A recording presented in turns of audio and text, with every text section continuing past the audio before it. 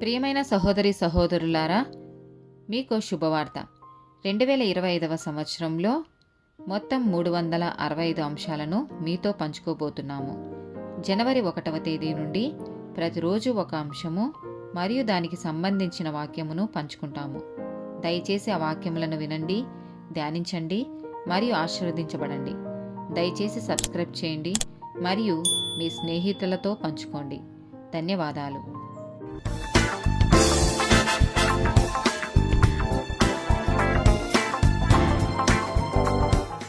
11th day topic వృద్ధాప్యం, ageing. కీర్తనల గ్రంథము 90వ అధ్యాయము 10వ వచనం. మా ఆయుష్ కాలము 70 సంవత్సరములు, అధిక బలమున్న ఎడల 80 సంవత్సరములగును. అయినను వాటి వైభవము ఆయాసమే దుఃఖమే, అది త్వరగా గతించును, మేము ఎగిరిపోదుము. కీర్తనల గ్రంథము 92వ అధ్యాయము 12 నుండి 14 వచనాలు. నీతిమంతులు ఖర్జూర వృక్షము వలె మువ్వ వేయుదురు, లెబానోను మీది దేవదారు వృక్షము వలె వారు ఎదుగుదురు. యెహోవా మందిరములో నాటబడిన వారై వారు మన దేవుని ఆవరణములలో వర్ధిల్లుదురు. నాకు ఆశ్రయదుర్గమైన యెహోవా యథార్థవంతుడనియు ఆయన యందు ఏ చెడుతనమును లేదనియు ప్రసిద్ధి చేయుటకై. సామెతల గ్రంథము 20వ అధ్యాయము 29వ వచనం.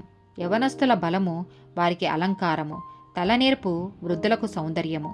సామెతల గ్రంథము 23వ అధ్యాయము 22వ వచనం. నిన్ను కనిన నీ తండ్రి ఉపదేశము అంగీకరించుము, నీ తల్లి ముదిమియందు ఆమెను నిర్లక్ష్యం చెయ్యకము. ప్రసంగి గ్రంథము 12వ అధ్యాయము 1 నుండి 7 వచనాలు.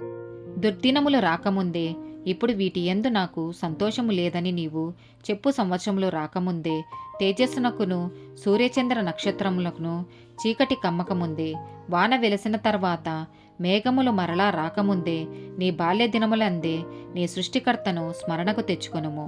ఆ దినమున ఇంటి కావలివారు వణకుదురు, బలిష్ఠులు వంగుదురు, విసరువారు కొద్దిమంది అగుట చేత పని చాలించుకొందురు. కిటికీలలో గుండా చూచువారు కానలేకయుందురు. తిరుగటి రాళ్ల ధ్వని తగ్గిపోవును, వీధి తలుపులు ముయ్యబడును.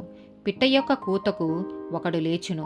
సంగీతమును చేయు స్త్రీలు, నాదము చేయు వారందరూ నిశ్శబ్దముగా ఉంచబడుదురు. ఎత్తు చోటులకు భయపడుదురు. మార్గముల యందు భయంకరమైనవి కనబడును. బాదము వృక్షము పువ్వులు పూయును, మిడతలు బరువుగా ఉండును, బుడ్డ బుడసరకాయ పగులును. ఏలయనగా ఒకడు తన నిత్యమైన ఉనికి పట్టునకు పోవుచున్నాడు. వాని నిమిత్తము ప్రలాపించువారు వీధులలో తిరుగుదురు. వెండి త్రాడు విడిపోవును, బంగారు గిన్నె పగిలిపోవును, దార యొద్ద కుండ పగిలిపోవును, బావి యొద్ద చక్రము పడిపోవును.